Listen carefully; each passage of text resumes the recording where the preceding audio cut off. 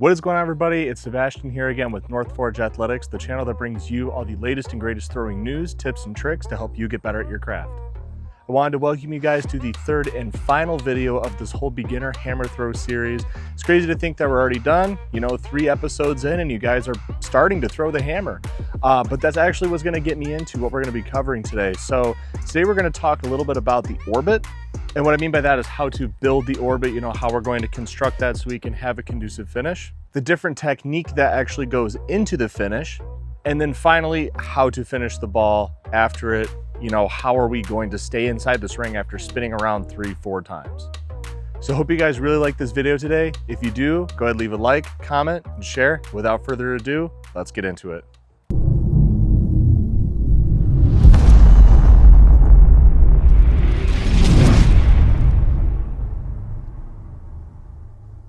Alrighty, so we have our hammer here. We have already talked about how to wind, where to stand, how to enter, how to actually turn. And now we're getting into how to build the orbit. The orbit is super crucial because what this orbit is going to do is it's going to allow us to achieve an exit angle. What this exit angle does is allows the hammer to go up. If we just threw it on a straight line and we put all of our effort into it, it's only going to be able to go a certain distance. Think about like a cannonball or a mortar. What do they have to do? They have to shoot it up in the air so that we can go a farther distance without requiring more energy. So it's the same thing with the hammer. Now I will cover in another video the technicalities, the exact release angle and, the speed that it has to exit the cage and all this other things that can go along with that. But for today, just kind of understand we want to release it up and not so much across. So now you're probably wondering, well, how do I actually build this orbit? It's pretty simple. It's not as complex as some people may make it out to be, but it's a very easy thing to mess up. So I have a broom here. I'm going to kind of demonstrate with this. The first inclination is that most people want to say, okay, I'm just going to raise my arms up and down like this. Now, yes, your arms have to move, but your arms aren't necessarily what's driving the orbit. If you remember from the last video where I was talking about the turns, I talked about being relaxed. Now what this means is the only part that's actually going to be firm or strong or tensed on the hammer is going to be our grip. That is the only part we want. Otherwise, the rest of our arms are just flailing. They're completely loose. It is something that's going to take some time to perfect, how to grip without tensing your arms. But the more you practice, as I always say, the better it'll become. So what actually builds the orbit? Now, if you go back, if you want to take a little look at the video that I had last time when I was, going through the turns, you probably noticed there was a little drop here when I get to the catch. Now, if you remember, when I was talking about doing the turns, when we come here and this knee at 90, this left knee's bent, I got to come through and I got to bring this foot around. How do we do that? This knee is to get out of the way. There is a little thing called a compression step. It's not huge, but basically what this step does is allows us to get from this position here to this position here, but it also helps us get the orbit. Now, what it means to do a compression step is before I was just like this, nice and even. What a compression step is, it's just a little drop. It's a little drop. What I like to say, it's probably a quarter squat to like a little bit below a quarter squat. What this does is if our arms are relaxed, it's gonna drop our arms down. That's what builds the orbit. The continuous usage of that compression step builds the orbit throughout the throw. Now that kind of brings me into another point here is the orbit is not built in one turn, okay? I see a lot of beginners want to try and get this big orbit right as soon as they drop. I tell them about the compression step, they're like, okay, I'm gonna send this up to the stars. That's not quite how it works. It is built throughout the throw because as the throw progresses, you get faster. As you get faster, gravity can help you push this ball down more, which puts tension on the wire, and the tension is what helps you balance when you're over here on this left side and I got to come into the catch when I'm in that single support. If I have this huge orbit that's sitting all the way up here and I go ahead and I get in that single support, I'm not going to have anything and I'm going to fall. I'm not going to have anything on that hammer pulling me this direction in order for me to catch and react to it. And it also does change based on what event you're doing. I'll talk about this in a completely different video about the weight throw. Now, usually in your first turn, what I like to say is it's at about eye level the top of the head, so like about your forehead range. If you can keep it there, keep it nice and low, you're gonna build enough tension. Then the next turns are incrementally getting higher and higher. I don't wanna see 1, 2, 3, because what actually is gonna happen is it's gonna be 1, 2, 3. It's gonna end up coming down in your third turn because it was so high in 2 that now I have nothing to put into it in 3, and I'm gonna end up dumping the throw. So just keep in mind when you're building the orbit, it's little bit, little bit, little bit. All right, so I think I've pretty much done enough talking here about building the orbit, and I'm gonna end up showing you guys what I actually mean. So you know it's time to throw when the hat's on backwards. So first prerequisite of throwing, you got a hat on, put it on backwards. Okay, so we've talked about this before. The wind here, nice and easy, nice and easy. Compression, compression, compression. Now, as you saw there, it was little bit. I didn't sit there right out of my entry and try and rip that thing to the moon. What I wanted to do is I wanted to build it little by little by little. So I'm gonna go get that and then I'll be right back. Okay, so after my long walk, I am back with the hammer. We're gonna demonstrate this again for me to go on another long walk. Isn't this event fun? Gonna step up, sit here, wind, wind, compress, compress, compress. You see little bit, little bit, little bit. All right, back from the walk part 2. And definitely am getting my steps in for today. Make sure you're wearing your step counter, Apple Watch, whatever you got when you're throwing. I'll make sure to hit your goals. So now we have the orbit. How do we actually throw the thing? And that's what I'm gonna talk about right now. The finish, okay. The big misconception I want to address first and foremost is the finish is not your time to gut wrench the ball and try to eke some extra distance out of it. Whatever you did in your first 2 or 3 turns, depending on if you're a 3 or 4 turner, is what is going to make the finish happen. The finish is simply a guide. You are guiding the ball out to the sector. If you try to gut wrench the ball and put that extra oomph into the finish, it will fall apart 99.9% of the time, and the 0.01% of the time, you will fall apart. So 100% of the time, something's going to fall apart if you try to grip and rip the finish. So how do we do this finish thing? How do we actually finish the ball? Because it's not like disc, it's not like shot where, you know, there's this huge block and rip and follow through and reach out. It's nothing like that. Now, I'm not gonna lie, the finish for the hammer is technical, but there isn't as much physicality to it. There is parts of the throw that is really going to make or break this throw. You can do absolutely everything right in your first few turns, and if you get to that finish and you totally screw it up, the throw either is not going in the sector for one, or into the cage, or not gonna go as far as you actually thought it could have gone based on the first couple turns. So enough talking about the nuances of the finish. How do we finish this thing? So the first thing I want to talk about here is how we actually get into the finish. So I go into my catch here and I catch. What do I not want to do? First thing I don't want to do is I don't want this head sitting over here. Okay, this is the first sign of somebody who's trying to grip and rip the finish, is they're sitting here and their head's doing one of these and they're trying to pull that thing through to the finish. Don't do that. Keep your head on it. What to do?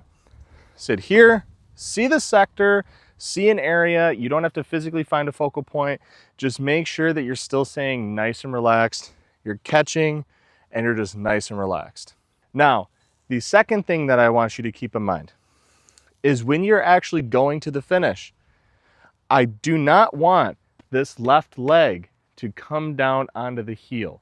It'll make sense in a second. And all your other turns, you know it's heel, toe, and all that, right? In the finish, you actually want to stay up on this toe. There's many different ways to teach the finish, so you probably have heard this different from another coach if you talk to them.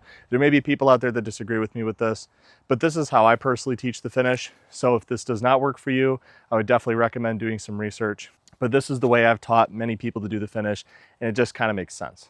Now, this left foot does not drop to the heel. You actually stay up on that toe all the way through. Notice what I just did there. When I got here and I came through, I rose up with it.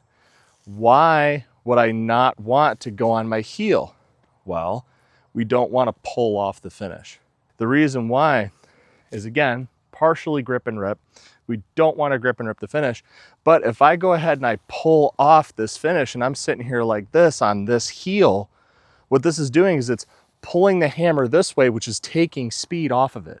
If I take speed off the hammer, I just took distance off the hammer. I don't want to do that. So instead, if we stay here on this toe and we come through, we're less likely to pull off because this foot isn't dropping. Okay, hopefully that makes sense. Now we got this part here, we're nice and relaxed, we're through. Now what do I do? Well, this is where the physical part comes in. In the inside of your legs here, you have what is called your adductors. Think it as adding your legs together. It pulls your legs in. This is what's going to serve as your block. So if you're familiar with discus or shot put, your block is this left foot and it comes down, blocks off, so that we can deliver into the throw. The adductors, when I'm here, I'm actually going to think that I'm squeezing them together, and what that's going to do is it's going to lock my hips. I can't go any further. If I lock those muscles out, it's not going to go any further. Now, also playing off the reason why we want to stay on this toe is if I drop to my heel and I try and lock, I'm not going to be able to lock, or I risk hurting myself. My knee, look at how my knee is. It's bending off over here. Where if I'm on my toe, I'm up higher and I get that block. So adductors, when you get to the finish here, boom, lock them. Okay, stay up on these toes. Now, the fourth and final part is what is called triple extension. Triple extension may sound super complicated, may sound like you need, some sort of physical therapy degree to understand what it means. You don't. There's really three areas in the hammer throw that bend. It's your hip, your knee, and your ankle, and the lower part of your body. Obviously, you got a bunch of other stuff bending up over here, and I don't want to call it like 10-tuplet extension. So triple extension is what we're sticking with here. Okay, so hip, knee, ankle. All triple extension means is I'm going to straighten all three of those joints. So hip, straighten, which means the knee has to come back and straighten, which means the ankle has to come back and straighten. This triple extension mixed with the block of the hips is what is finally going to give that final delivery height into the finish. And triple extensions for both legs. It's not just the left leg or just the right leg. It is both legs coming up into this finish. It is both adductors squeezing to block those hips so you don't go any further. That's what triple extension is. So we're gonna run it through. We come through here, we catch, nice and relaxed. I'm still to the sector, keeping my head here. I'm not pulling my head off. I'm not trying to rip this thing to kingdom come, okay? I'm sitting here. Now, turn to zero, staying up on this toe. I'm not exactly getting down on this heel, staying up at that toe. Coming through the finish here, triple extension, and I'm blocking the adductors all at the same time. And then officially the last part of this finish is what are we doing with the hands? All we're doing is coming up, and you want to think they're just throwing up, like you're throwing it up. You don't want to throw out because that's going to choke off the orbit of the hammer. We want to throw up and deliver the hammer up to the sector. Okay, so putting that all together, I'm going to do it without the hammer first just to show you nice and slow. I'm going to come here and finish, okay? And it's okay if you do what I just did, where I fell off a little bit. I want you to get comfortable. Part of the reason is me personally, I actually use part of the edge of the ring to help block that left foot because there is so much torque going into the hips and the adductors that sometimes this left foot, if it doesn't have anything to grip onto, it'll just pop out. So don't worry, if you're on like a concrete pad like this, it's nice and flat. If that left foot comes out and you got to catch yourself, just catch yourself. But when you get to the competition, just know, obviously if you step out of the ring, it's a foul, but just know that you can use the lip of this ring, the inside of the ring, to block that foot off right there, okay? Again, nice and slow. gonna come through, catch, and lift, okay? So something that you can actually do to train this part of your throw is you can grab a kettlebell. I have a 25-pound plate here. See how this is gonna work? You can grab these things, or a med ball as well. A med ball will work great. Actually, med ball is probably the best one that you can get. And you can rep this out, nice and easy. So I'm here, catch, deliver, okay? Everything's coming through, and that's how you would practice that. All right, so we have the orbit, we have the finish, we have the turns, we got the winds, we got everything we need. Now we get to throw. All these videos, all this time, these reps, these drills, finally come to where you can actually throw the ball. First, I'm gonna do a 3-turn, just to show you what the 3-turn looks like. And then I know there are some people that are a little bit more advanced that are watching these videos, so I will do a 4-turn for them as well. There'll be a 4-turn with a toe turn and 1. So for those of you that are 3-turning, don't worry about not understanding. If you don't understand what that means, I'm going to cover a 4-turn video much later, so just stay tuned for that. So, the throw. Bring the hammer up, here, wind, wind, relax, compress, and lift. Not too bad. Nice. All right, so that was a lower intensity throw. I'm gonna do a higher intensity throw now, just to give you guys an idea of what speed it'll progress to. Now at first, when you're doing these throws, I just want them to be nice and easy like I just did, but build yourself up as time goes on, because ultimately getting the entry speed, getting the speed throughout the turns, the connection and everything is what's going to help you out a ton. So upper intensity 3-turn now.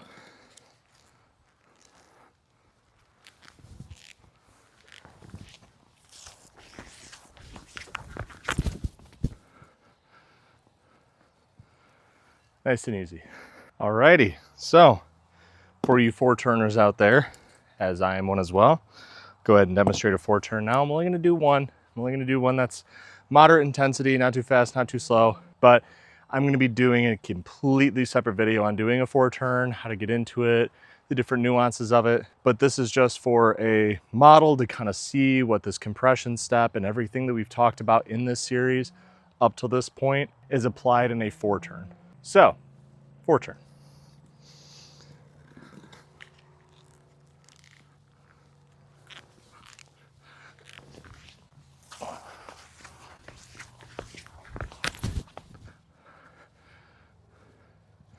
As you can see, nice and easy. Didn't put a lot of crazy effort into it, but that compression step mixed with the orbit and the connection with the ball allowed me to accelerate. All right, so now that we're done throwing, take the hat, put it on front ways, right it, flick it. We're good. So thank you guys so much for watching today. That is pretty much everything I have for this beginner series. There's going to be a lot more videos to come here. Sorry about the huge delay between these videos. We actually just moved places, so it took up a lot of time. Thank you guys for understanding. I promise I'll be getting a lot more videos out.